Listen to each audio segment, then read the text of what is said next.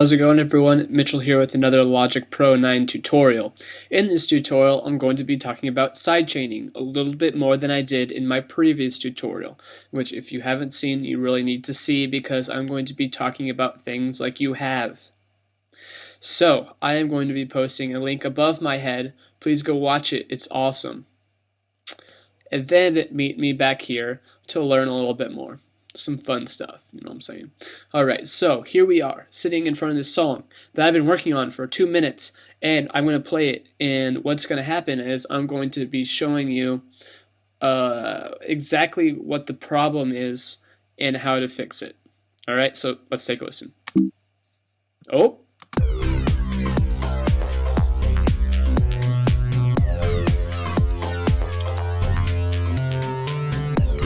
Okay. So the problem is when the bass drum cuts out, so does the compression sidechaining of this power synth synthesizer. Okay, and so what we're going to be doing is compressing that this synthesizer, even though there's no bass across this certain region. Okay, and to do that, it's very simple. But first, let me explain to you what's happening here. My bass drum is being sent a full positive 6 decibels of my ultra beat bass drum. This bus 1 is getting that and sending it into the compressor of my power synth synthesizer. Okay, and then it's doing its magic and compressing it every single time that bass drum hits. Okay, now what we can do is create a track. Let's call it invisible drum. Okay, because that's what it's going to be, an invisible drum. I'm going to create a 4 on the floor downbeat of the same drum, but span it across that area where there is no bass drum. Okay, and let's send this bus to bus number 2. Now what's going to happen is it's going to create this auxiliary track, and you want to take the volume of it all the way down.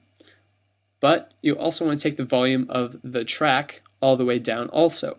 And this is what's going to create that invisibleness. You're not going to hear it ever, okay? But the beautiful thing about these buses is that you can select it, left click, hold, and you can go down to pre-fader. So what this is going to be doing, it's going to turn green here, and what that is doing is it's taking the audio that's going to be played, or that is supposed to be played, it's going to be grabbing it before it hits the volume fader, okay? And so it's being sent, the compressor on our synthesizer is being sent this kick, even though we have no volume on that track. And so we have this invisible kick that's controlling the sidechain of this compressor on the synthesizer. So select bus 2 in the synthesizer, compressor, and make sure you send positive 6 decibels to this auxiliary 2 track, and let's see what happens. Oh.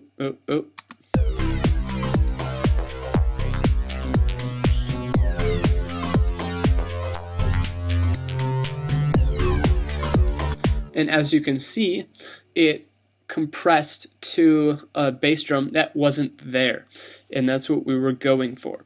So you can easily create an invisible drum track and make our synthesizer listen to that track even though there's no volume being played. And so you can make these epic ins and outs with your beats and not have to worry about that sidechaining compressor.